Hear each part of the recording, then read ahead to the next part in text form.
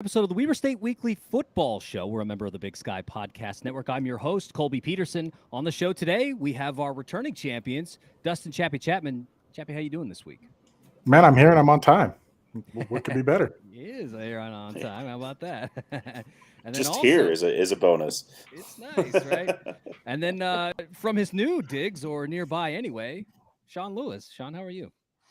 We're at the temporary Casa de Sean, as it is. This is where I sleep during the week, and then I'm back in Ogden on weekends right now as I've started a new gig. But it's fun. Sean, you've got a very Ron Swanson look about you. The whole wood background cabin and the beard going on. Seems kind of weird. It's like you're doing the same thing. You're a government employee that's got the Ron Swanson thing going on. He is my spirit animal. It's the wood paneling. Well, fellas, let's talk a little bit about the show coming up today. So we've got on the show, we got kind of a special treat for folks tonight. We've got two interviews for you. We're going to be interviewing senior wide receiver Ty MacPherson.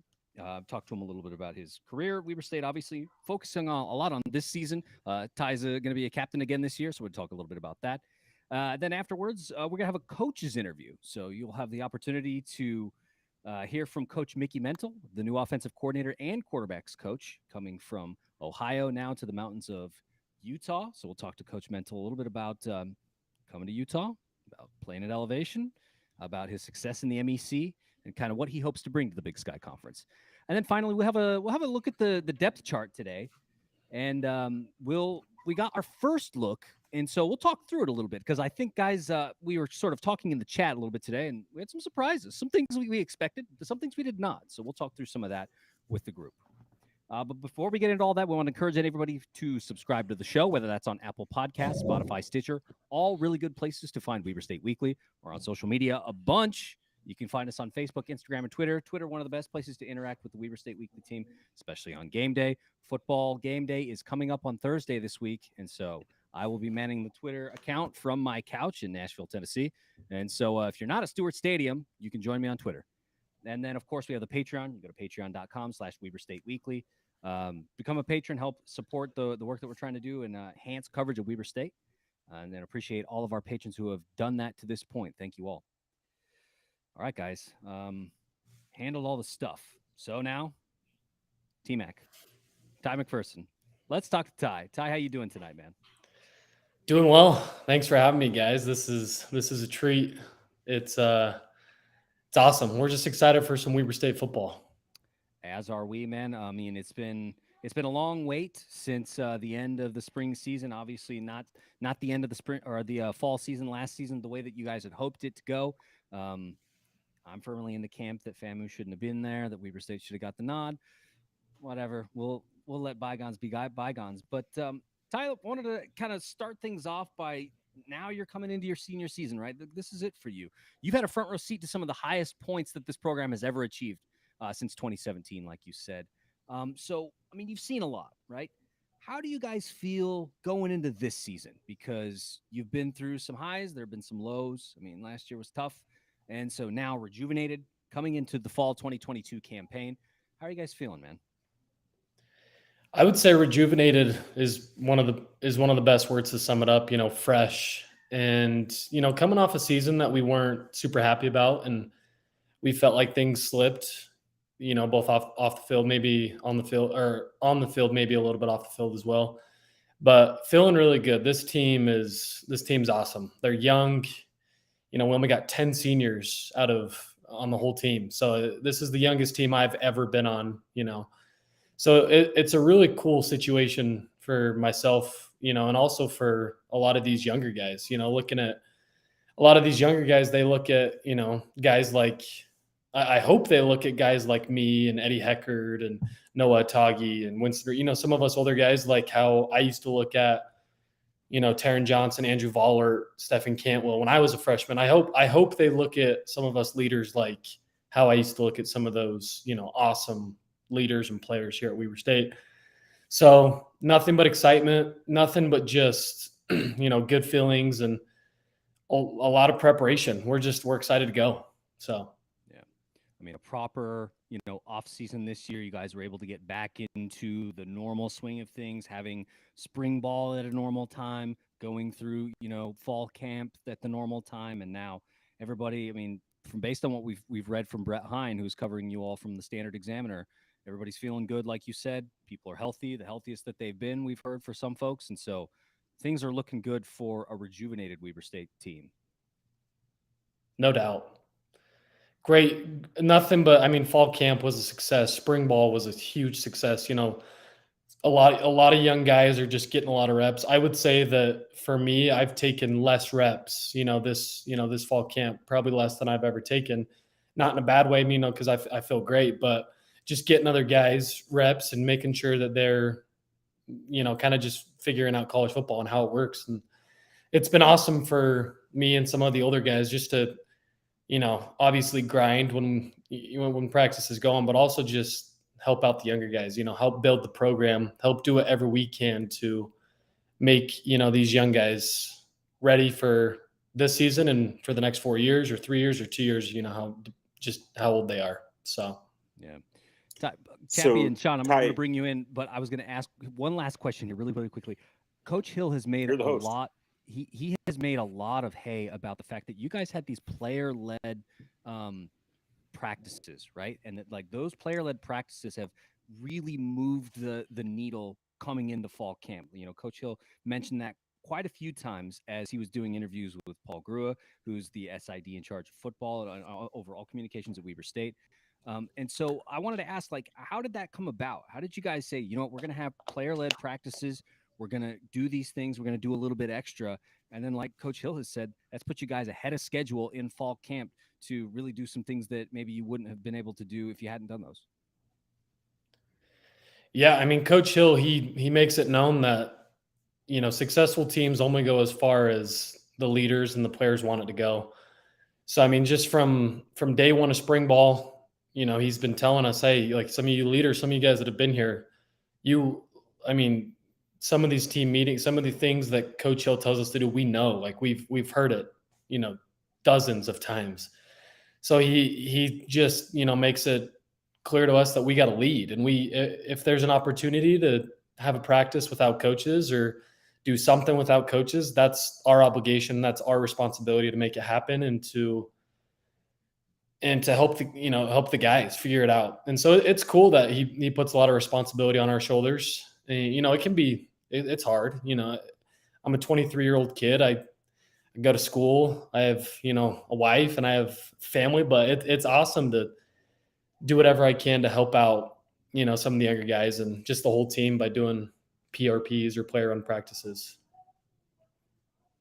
All right, fellas. So, Ty, I wanted to ask you a question or a couple questions. This is your last go round in the Big Sky. Looking ahead at the schedule, is there one game? I'm going to put you on the spot for some bulletin board material. Is there one game that you're looking forward to, or one game that you just circled? You're like, I'm way more pumped for this team than I am the other teams on the schedule. Ooh, that's tough because the Big Sky is. It's fun to tell all these young guys. Back in 2017, I played in Bozeman, Montana State. I've played at Ewash a couple times. I've played at all these places. I played at Portland State when they still played in the MLS arena. Yeah. So, and now they're playing at a more of like a recreational park. But as for games on the schedule, if you look back at last year, some of our losses at home between Montana State, Portland State, and UC Davis. Those three games, all three of them are on the road, so, yeah. And all three great atmospheres, great places to play football. So those ones especially stick out. Obviously, Utah State is awesome. I love the FBS games. I love going toe to toe against, Sure. some big time schools. But I could go on all day about games I'm excited for. I would love to say JMU because that's my favorite place that I've played in my career, but they, Not to be. Okay. yeah. So all you these mentioned games. you mentioned something. I want to kind of follow up with it if I don't lose my train of thought here. You talked about I lost it, guys. I'm horrible. No Sean's got worries. too much. Sean's got too much on his mind. I do. Well, let's go back to the question, Ty, and then I'll let Chappie have a spot, and maybe it'll come back to me. You've had a strong career here at Weber State. I think the last fall was your best season in a Wildcat uniform. But just curious what your personal goals are this year, as far as what steps do you look to as a player on how you want to improve as a player this year? First of all, thank you for your kind words. It's much appreciated. All of us players are very appreciative of the sport we get. But as for personal goals, I would say first, unselfishly, just be the best leader. I'm in a room right now with receivers where not a lot of reps, not a lot of game reps for a lot of guys, a lot of freshmen, a lot of, true or redshirt freshmen. So I'm in a young room, and I've done my absolute best to be a good example on and off the field. And so that's one of my main personal goals, is help build that receiver room. And then I guess selfishly, talking about my own personal stats, I've been a little bummed with previous years, not in a bad way. I mean, I would way rather win a Big Sky championship than have, crazy stats. But Sure. going into this year, I mean, I haven't topped 40 catches, and I look at fall of 2019 and then this last fall of 2021, and I felt like both of them were half seasons. Like, I played a lot in that last half of the season, 2019, and I didn't have great stats the whole season this last 2021. So I think if I put both those together, 34, 39, however many catches I had those 2 years, I'm right around 60, 70, 75 balls. My goal is to catch minimum 60 to 70 balls. And if you put together those 2 years in yardage, hopefully I can be right around that 700 to 1,000 yards. For myself, I think every day I'm going to have over 1,000 yards receiving this year. And That's fantastic.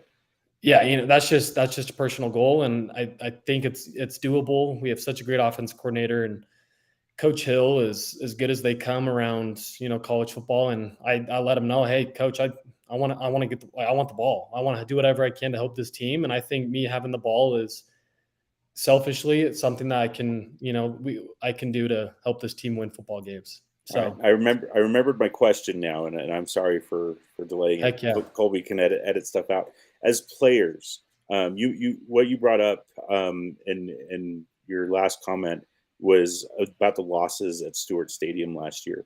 As players, what do you guys feel you need to do to make Stewart Stadium the fortress that it has been in years past, that it wasn't in 2021? So if we look at team goals, one of our biggest team goals is, and we go over these team goals many times, and one of our team goals is win home games. We hate losing at home. Obviously, losing anytime is horrible, but we want to win home games. So, that fortress at Stewart Stadium, having people that come out and support Weber State when there's such great college football in Utah, it means the absolute world to us to have those fans in Stewart Stadium, supporting us. So we got to take more pride in all games, but especially home games. We got to go out and put on a great show and go win football games. So. Well, so Ty, I got a few questions, but I know we got to wrap it up soon. I just want to ask you, you've been here 2017. We've had the debate internally about, our favorite memories of Weber State football forever, and especially of late. You having been here, oftentimes the 2017 season comes up, the 2019 season comes up. You mentioned playing at JMU and having that be a good experience. What's been like maybe your favorite memory of the time you've been here at Weber State? Wow.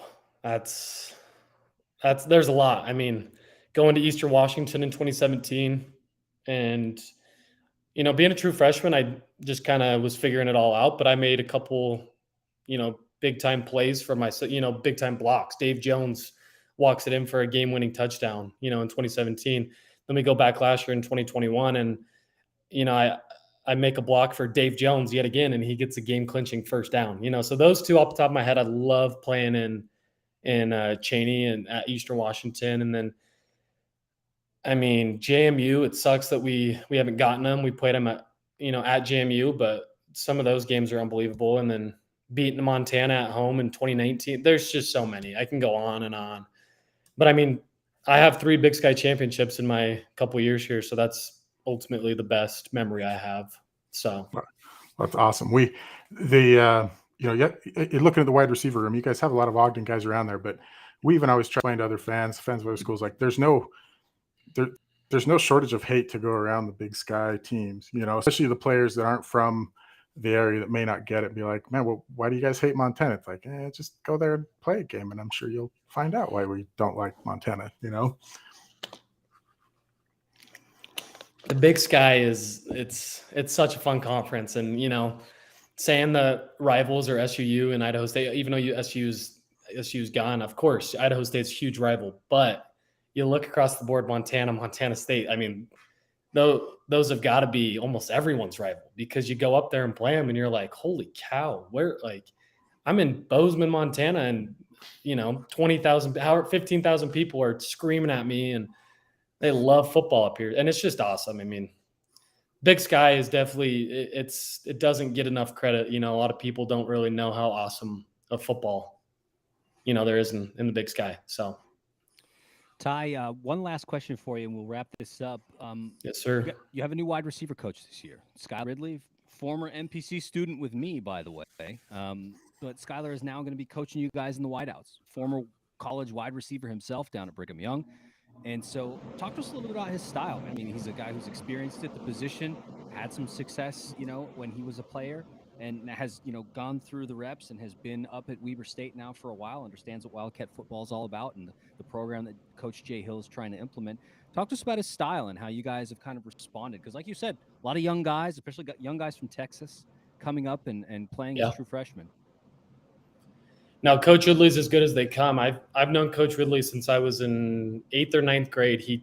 When he was playing at BYU, he picked me on his BYU football camp, his team, and he would throw me the ball almost every play. So I got all the love in the world for Coach Ridley. He's done a great job coming in after Coach Ursua. I was really close with Coach Ursua, and once they announced it was Coach Ridley, I was ecstatic. He's as good as they come. He's very personable. He cares so much, and he just stays on top. He gives great coaching points. Has that walk-on mentality of just got to be tough, go make big blocks before you can make big catches. You got to be able to get your nose in the run game and just be tough. And he's done such a great job. I mean, these young kids, they're coming along so much and very fast, and nothing but good things to say about Coach Ridley. He's taken all of us in and just done a great job, and it's been a whole lot of fun, and we're just excited for this season coming forward. So, well, so are we. We look forward to Thursday night. Also, we wanted to. We told you this previously before we started the show that we wanted to give a shout out to your mom, Annie. She's been a longtime supporter of Weber State Weekly, so really appreciate her and her support. Long time, like I said, so we wanted to make sure that we gave her the shout out tonight. But Ty, want to thank you so much, man, for taking some time to chat with us here on Weber State Weekly. A little bit about the season. Good luck on Thursday night. We'll be rooting for you, and all the games beyond, man. Best of luck in your senior season. Thank you guys so much. We appreciate Weber State Weekly and all that you guys do. Thanks for taking the time. Thanks, man. Thanks, Ty. Good. Go Cats. You have a great season. Thank you. See you on Thursday. Oh, we'll be there. Yes, we will. All right, fellas. We're really appreciative of T Mac coming on and talking to us. But now we've had Coach Mental waiting backstage for a while. So, Coach Mental, apologies. We want to bring you in really, really quick and get a convo going with you, Coach. First time here on Weber State Weekly, so we wanted to say welcome. Thanks so much for taking the time, man. I appreciate you guys having me on. So Coach, we wanted to start out with, you were a former head coach yourself in D2 at Notre Dame College, just outside, not very far from your alma mater, actually, pretty close. And so I wanted to kind of talk to you a little bit about the Cleveland area, man, because it feels like this has really shaped your game and the way that you play football and the way that you coach football, man. Like, what about What about the Northeastern Ohio brand of football do you feel that you're bringing to Ogden and kind of melding with Jay Hill's system at Weber State? You guys are already tough here, so it's not that won't be a change. The staff here and Coach Hill do a tremendous job, obviously, of preparing these guys, both mentally, physically. So I don't, growing up in the Northeast, at the end of the day, man, it's about playing football year round. You know, come from a coaching background. Dad coached, uncle coached. My sister's a volleyball coach right now. My cousins are baseball and volleyball. So I've been blessed to be around a lot of great people. But you look at the tree. I mean, just the Division III. I went to Baldwin Wallace, and you played John Carroll in Mount Union, and I can go on and on about the amount of coaches that are in the NFL, college, D2, D3. I mean, they're just, it's important to us in Ohio to obviously impact young men's lives after playing college ball and not get into the real world. So I've been blessed. No, definitely the case. Chappie, Sean, I felt like I didn't give you guys a lot of time in that last interview, so I want to give you a lot more time to talk to Coach Mental. I'll let Chappie go because I took all of his time. Okay, it's all good. We're a team here. So, Coach Mental, my couple questions for you. Coaching is the coaching tree. A lot of times it's always a who knows who game. How did you get on Weber State's radar? I don't know that we know the story of how you ended up in Ogden. We did some really good things at Notre Dame. Like I tell a lot of people, I wouldn't be in the situation I am right now without, those guys at Notre Dame. Spent 13 years there. It's just not the players. It's the people I work for, the administration. They've been awesome throughout my whole experience there. And, saw that, Coach Hammer was leaving and obviously reached out to some people and got connected with Coach Hill. So from there, just kind of introduced myself to Coach Hill and told him what we did. So it was awesome. I love working for Coach Hill. Great man. Still believes in education first and graduating your kids. And I'm all about that. I think that's a big piece of molding young men in college. Obviously, you want to win a lot of games, and they do that here, but also, help these guys get a degree at the end of the day. Well, I'll tell you just from our own personal experience, going on 3 years of interviewing players here on Weber State Weekly, that's been the funnest part for I think all of us has just been that these are phenomenal young men that are playing football here in Ogden. They're character first guys, and you can tell that the coaches and the players all care. It's care about each other. Absolutely, and that's that's what makes this job even better, man. Coming to work with great staff and great players and great people, it makes this easy.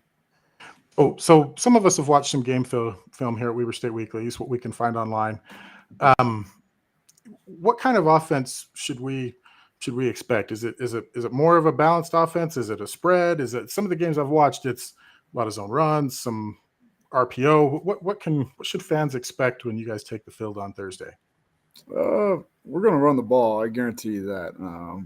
That's the foundation, and obviously, what we try to do is obviously exploit the numbers in space, whether that be throwing, running, whatever that defense is trying to obviously stop. We're going to try to get our playmakers the ball in space. We're going to do it with the tempo, fast pace, exciting to watch. Our guys are going to play hard, and it's an entertaining offense. But at the end of the day, it's about getting your guys the ball in space and letting them do what they do. So first and foremost, starts with the offensive line. I've been blessed, obviously, coming to a good situation here. Coach Meyer does a good job developing young O-linemen, and obviously I think it starts with them. So if we can run the football, it makes the passing game a lot easier.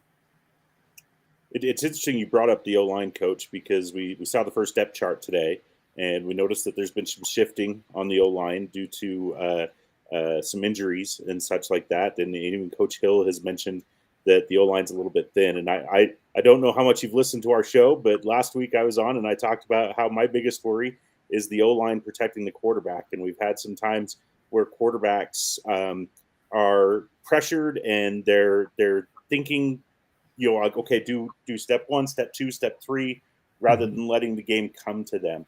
So as the OC and as the quarterbacks coach, what is the biggest thing you've had to do to adjust to the room and get these guys on board with the thin offensive line, but letting the game come to them?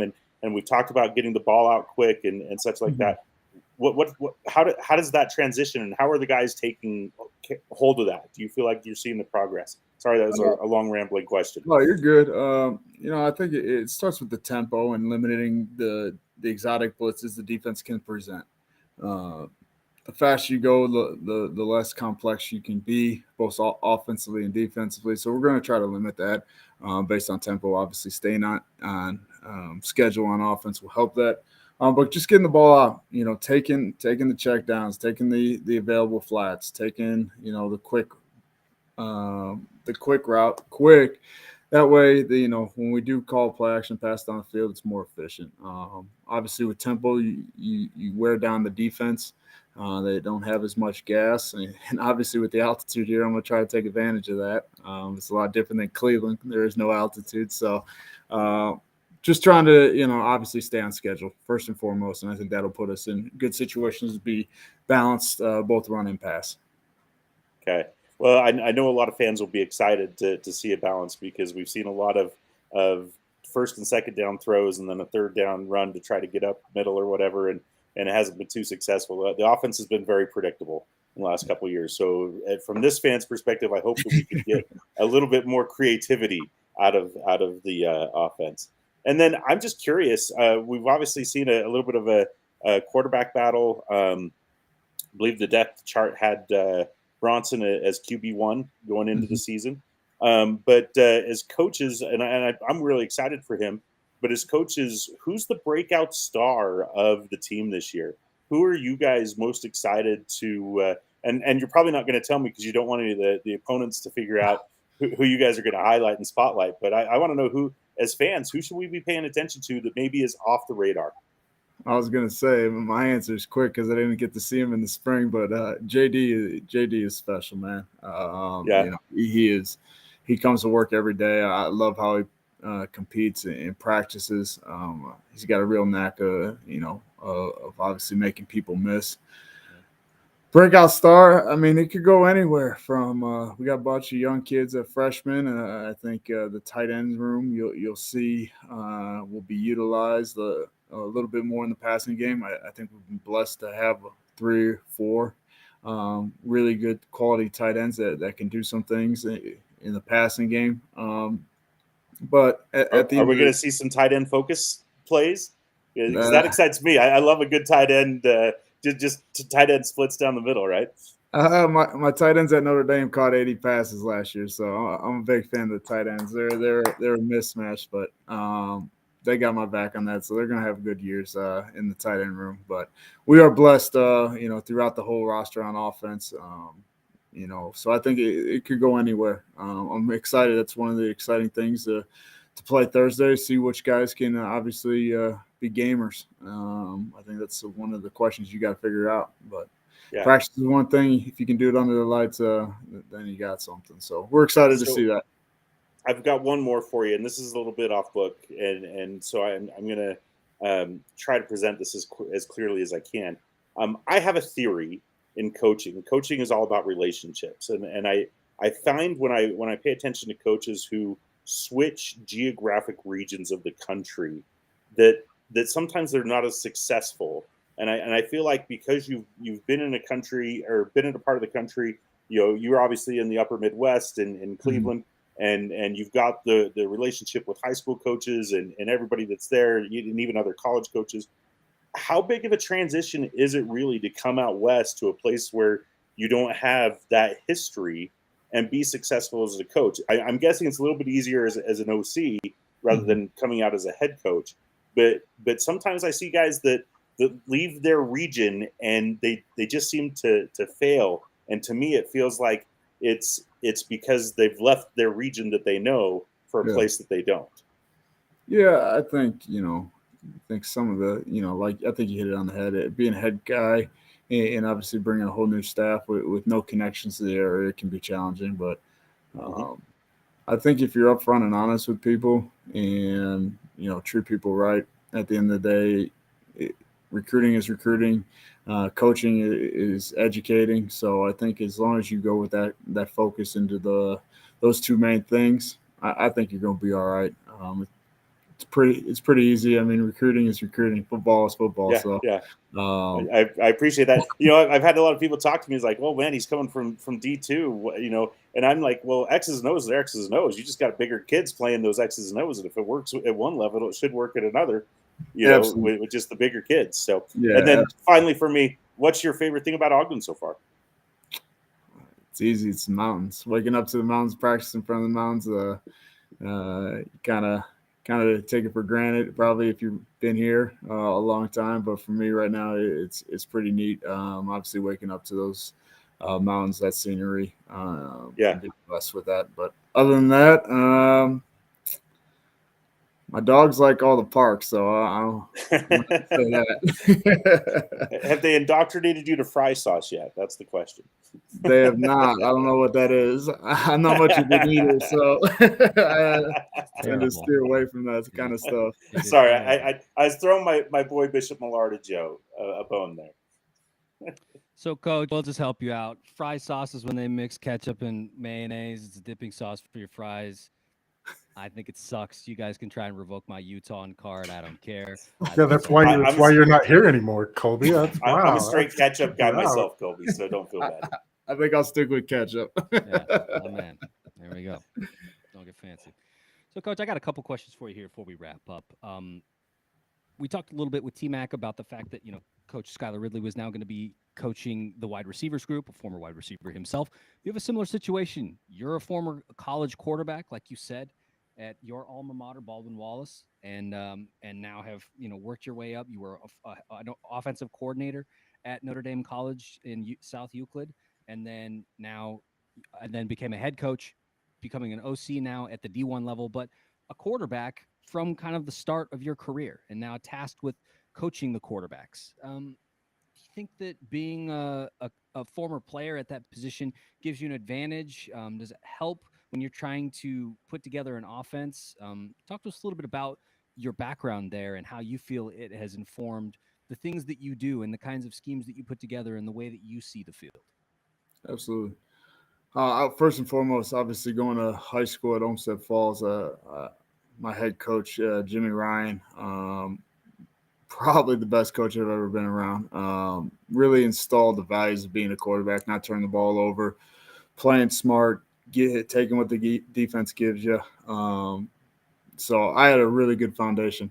My Uncle Jack, my Uncle Tom, my father were all college quarterbacks. And then my cousin Jack was a college quarterback as well. So been around the position a while. So obviously, going to obviously parties and all that, all they talk about is who's the best quarterback. Growing up with that kind of background, I think helps. And then obviously going to college, going to BW, played for a lot of great OCs. But finally, Ian Shoemaker, who's now out at Hawaii, was my coordinator in college. So kind of got the ball rolling and with the RPO. And ever since then, kind of, talked to people, worked with a lot of great people at Notre Dame that kind of helped my philosophy changed from 10 to 11 to 12, just being multiple and being able to utilize the best people on your team in different ways and taking what they do well and obviously putting it into your offense. So I think being multiple is the best. That way you can recruit the best players, whether it's tight ends, running backs, wide receivers, whatever talent riches you have on your roster, you obviously utilize it to the best of your ability. And interesting connection there with the former Eastern Washington offensive coordinator. I mean, you'll find out very quickly that in the Big Sky Conference, I think we can all agree on this panel that Eastern does the best job at developing quarterbacks. They just had Walter Payton Award winner graduate from their program. I think that they have the most in the conference. That's just a program that seems to do really well on offense. They're prolific. So even a somewhat adjacent connection to Eastern Washington offense is good with me. Hopefully we can put those numbers up this year. So It's all about winning. That's what I tell my quarterbacks. The only stat that matters is obviously if you're getting the W's on obviously Thursday or Saturday now. That's the only thing that matters to me is are we coming up on top when the game's over, and are we not turning the ball over? If you do those two things, you're going to be very successful here, especially with the defense and special teams they play. As long as we do our part, we're gonna be a darn good team here. Yeah, the turnover margin is a big thing in Coach Hill's system. We've heard it from several players, and so I wanted to point out that last season at Notre Dame College, you guys had the fewest picks, the fewest turnovers it was interceptions, the fewest interceptions in the conference, just 6 last season. So Yep. Take care of the ball. Take care of the ball. You'll play. Last question, Coach, and then we'll let you go. We've had you on here for quite a while tonight. Wanted to ask a little bit about the schedule. It's tough this year. I mean, this is probably the toughest schedule that the Wildcats have had in a few seasons, probably 3-4 seasons. Massey has it as the 5th most difficult schedule in the country right now, and the Big Sky has really become a defense-driven league. And so now you're coming in as an offensive guy. Like we said, folks at Eastern have been able to crack that code. They've been able to really put the ball in play in a lot of ways, and so it's not that it can't be done. But how do you see it coming in as an offensive-minded coach coming to a more defensive league? Like you said earlier, is it more of you just take what the defense gives you, or you just respond, or I don't know. Talk to us about how you make that transition. I think you approach it week by week. You don't look ahead. You focus on the opponent of that week. You stay in the moment. Obviously, abide by the standard here of working your butt off Monday through Friday, and just let it all hang out on Saturday. It's really, really fortunate. I like big time games. It's one of the things that attracted me to this job is you play in a premier conference with obviously really good coaches that put their teams in good situations to be successful.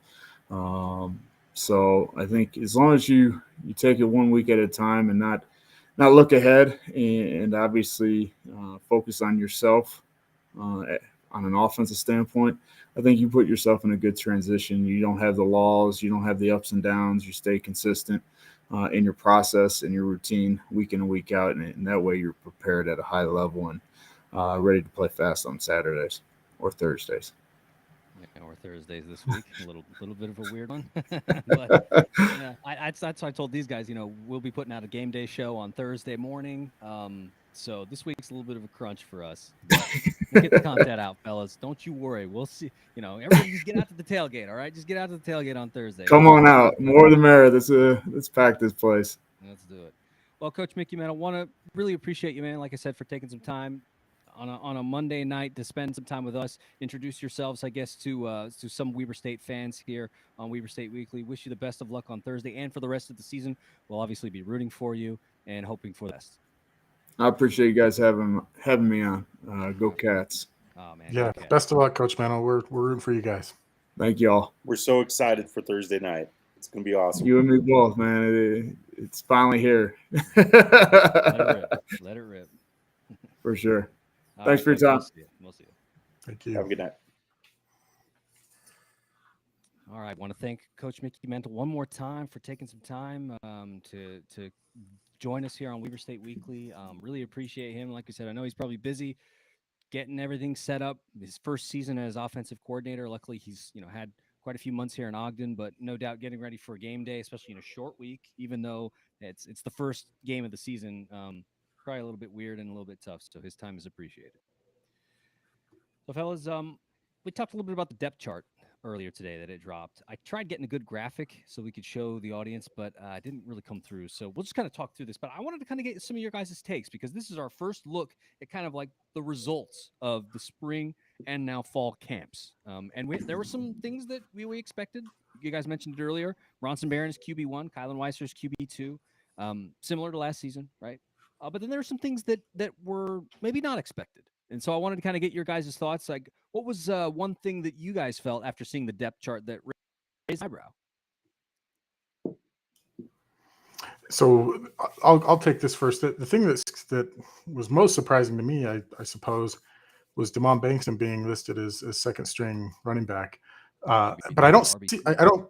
Yeah, I don't see it as a negative anyway. That room is loaded. I think it says more about Damon and what the coaches think of him than anything else. It's phenomenal for that young man to be listed as RB2 there in a room that's by far and away we all feel, I think, here the most loaded room, most loaded position we have this year. For sure. And I think that it speaks to, like, when Damon got recruited out of Texas, I mean, we talked about his speed, right? We talked about the fact that he did play football, but he was also running track, right? And so, like, I think that we're starting to see the results of that, right? Like, he's also was named, he's going to take up, Rashid Shaheed's mantle as the kick returner. And I think that it's a credit to him and the speed and things that he has worked on to get to this point, so that as a sophomore, or I mean, I think they have as a sophomore. I should check the chart, but I mean, he then takes that job on, and gets to fill the shoes of an FCS great. So a credit to Sophomore him. is correct, Colby. Sophomore, yeah, okay. I wasn't sure if they redshirted him last season or not. So, but yeah, I mean, I think it's credit to him, and it was a surprise, right? But like you said, it's a loaded position because, of course, Damon Bankston. They talked about, Coach Mental talked about the fact that Josh Davis, he really likes his. From what Brett Hine wrote today in his rundown of the depth chart, that this is the healthiest Josh Davis has been in a few seasons, and we all remember that freshman campaign, Jerry Rice Award winner that year, right? And so if the reports are true that Josh Davis is as healthy as he is, and Coach Mental's response to his ability to make guys miss and get to the edge and really get out into space, if that's the case, man, I think there's going to be quite a mix of, not only speed, but some power football, because Chris Jackson, Dante McMillan still on the roster. Unfortunately, I think we heard Kevin Smith Jr. ended up getting, I think he ended up getting another injury, which is like, oh man, that poor dude. But yeah, a loaded room. For me, Colby, I looked at the depth chart. I saw that we had experience and we have quality at the skill positions. I'm not worried about the running backs or the receivers. I mentioned this last week. I'll say it again. My worry is the offensive line, and can they protect Bronson Barron from getting injured? And if we can protect the QBs, then and have consistency of plays from the QBs with some creativity from the offense, as Coach Mental told us just now that we get to see.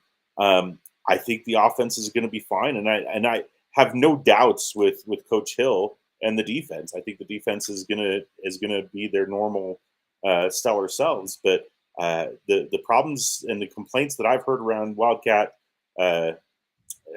fandom is consistency on offense, and if we can fix that problem, maybe we can have a special season. It's a tough schedule. Again, I don't think anybody's going undefeated in the Big Sky. I don't think the Wildcats are going undefeated. But let's see what we can do. I like the way the schedule builds, and it's all about health at this point. Let's stay healthy, and if we can stay healthy, I think we've got a chance to make some noise. I think that's a good point, Sean, and we talked about that last week, right? That the schedule builds, right? That, like, you're not just thrown straight into the fire. Of course, there's the D2 game against Western Oregon this week, then an FBS game, which we usually have, and so that's its own thing.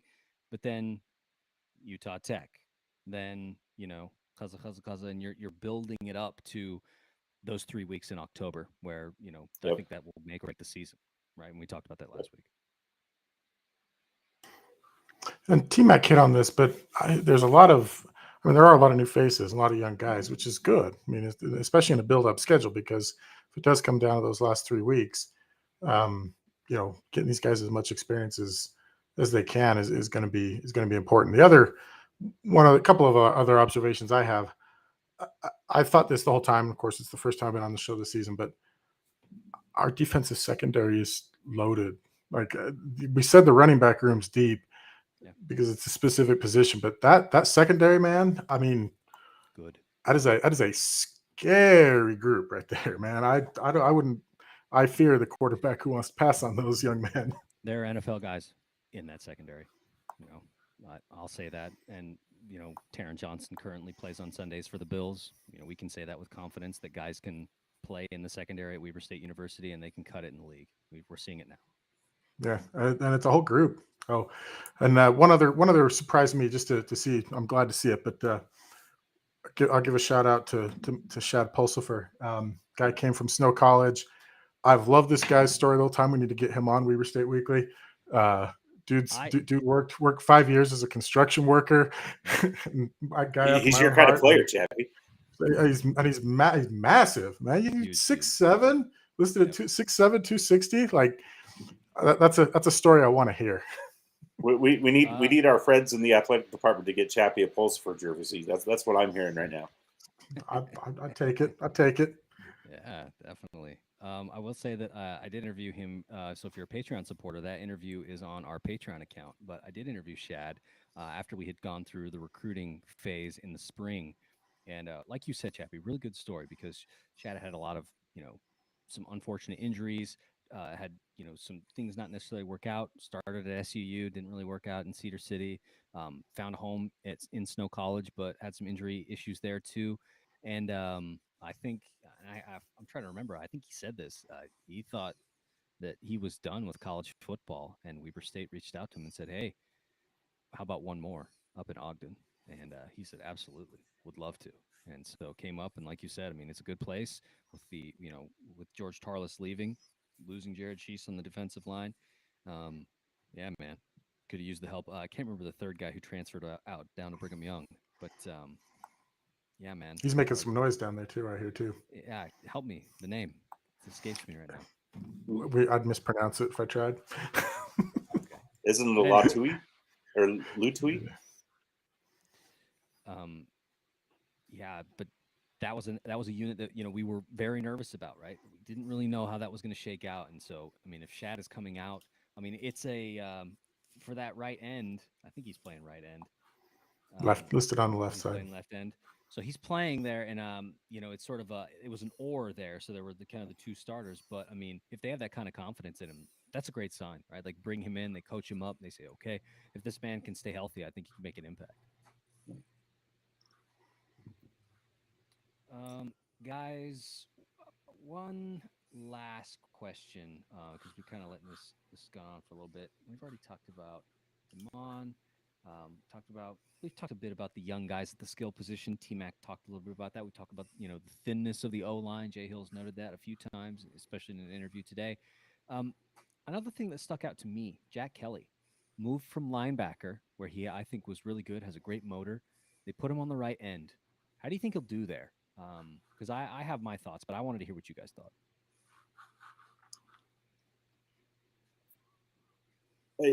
To me, I don't know that it's going to be. I don't know, Colby. I don't know enough about him to know. What I do know is that when it seems like when you get a guy that's a pass rusher, you're just attacking the quarterback from a different angle from the linebacker versus the end.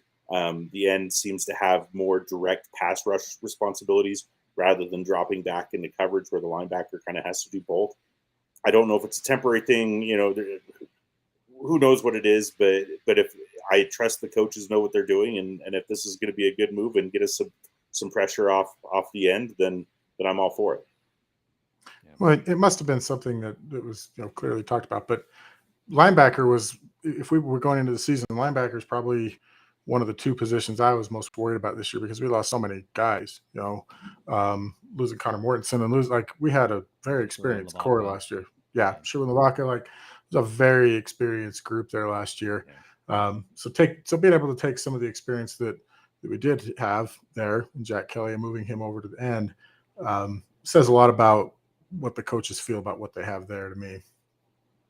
Yeah, and I think that you're right. I mean, it's sort of like a few years ago when Coach Hill came out and was like, we're breaking in a new secondary, and those guys were dynamite in their freshman years, right? Like a lot of those dudes really balled out.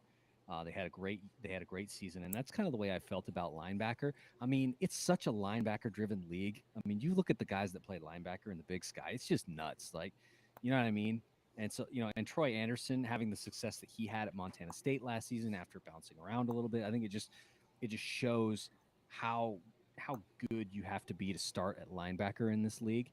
And so I wasn't super worried that the guys would be able to, that the coaching staff at Weber would be able to coach guys up.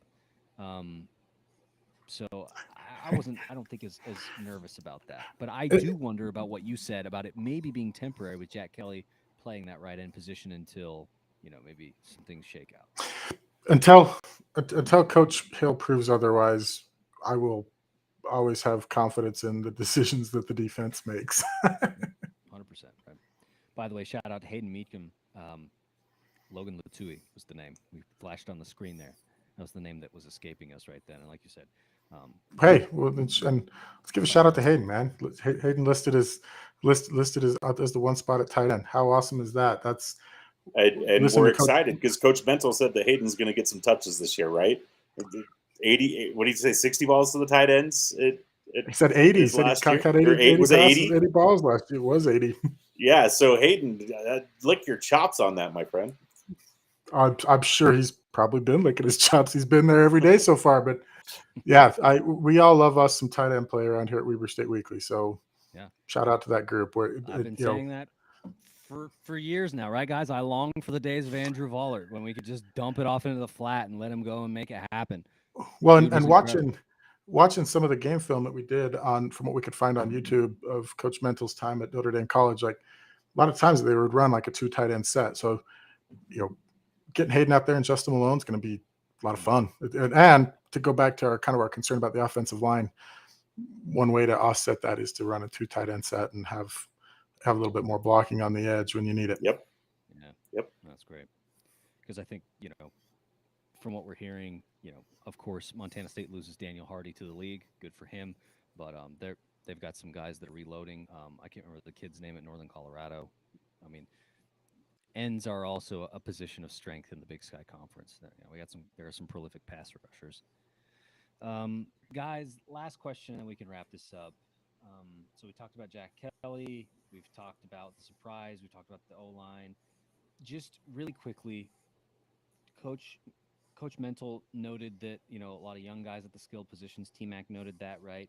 And so how are you guys feeling about like the wideout positions, right? Where it's like a lot of fast, young, speedy guys are taking up those roles in a new system.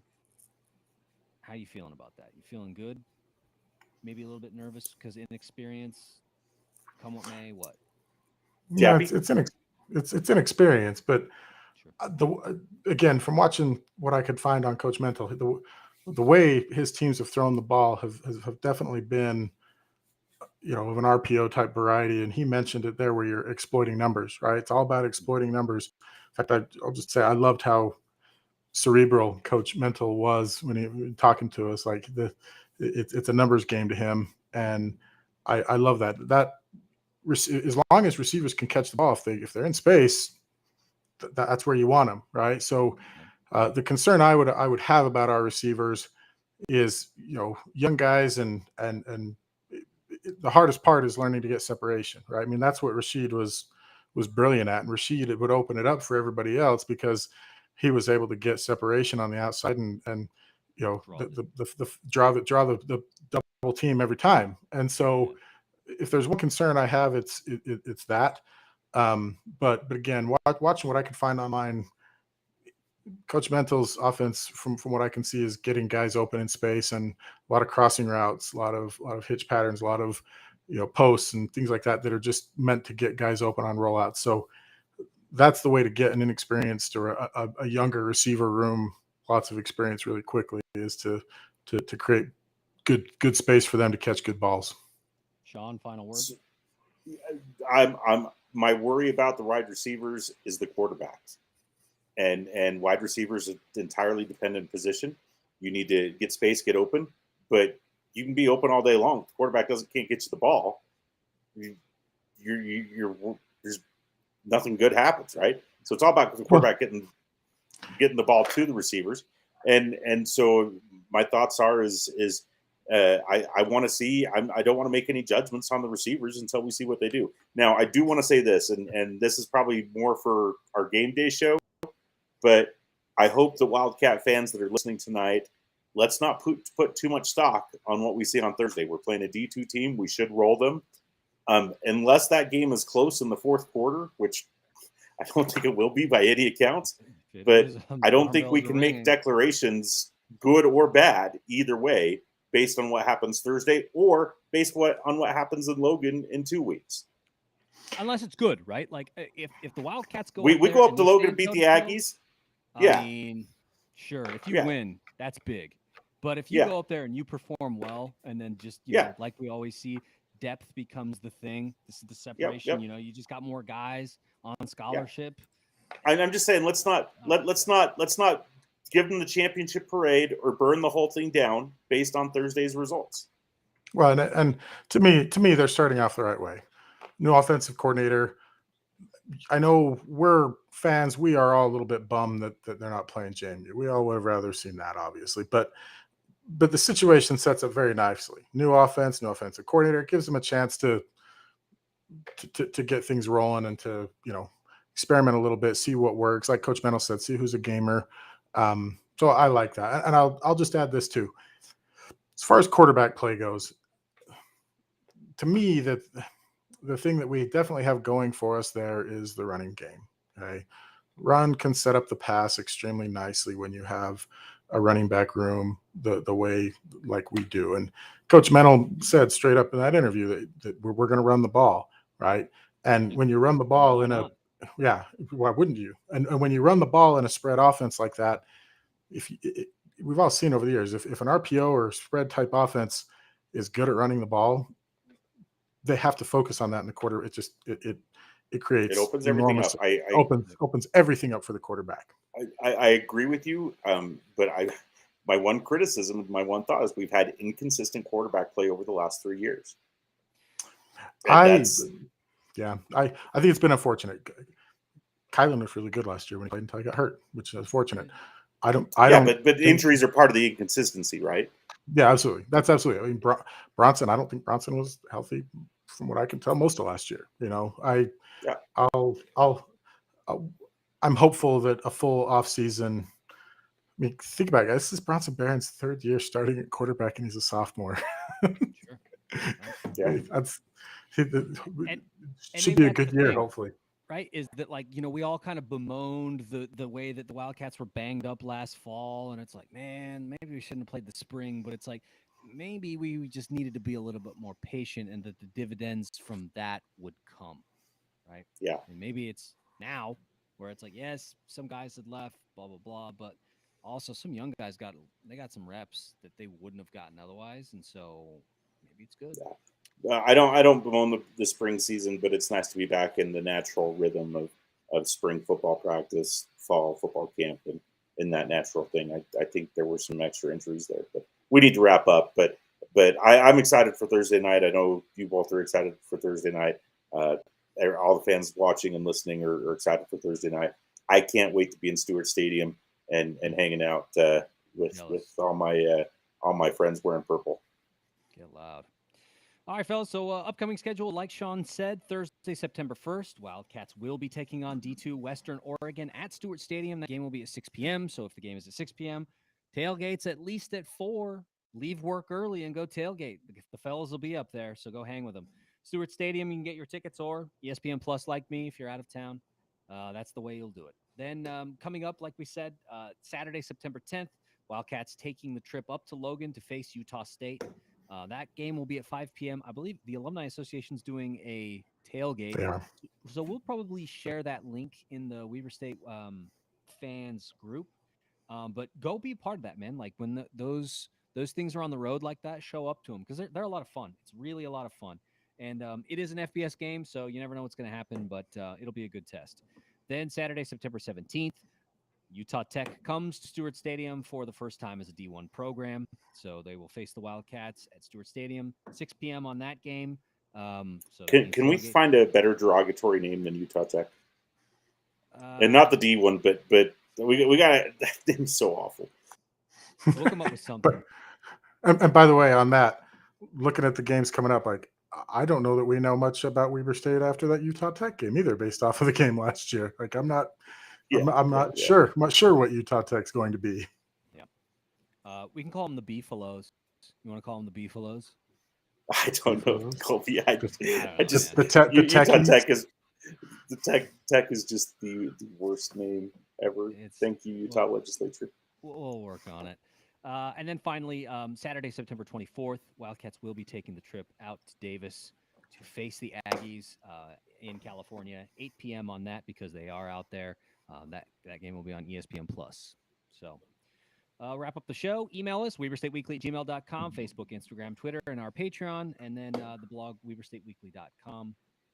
Fellas, appreciate you for coming on. Want to thank Ty MacPherson and Coach Mickey Mental for taking a little bit of time with us. Wrap it up like we usually do. Weber State. Great. Great. Go Wildcats.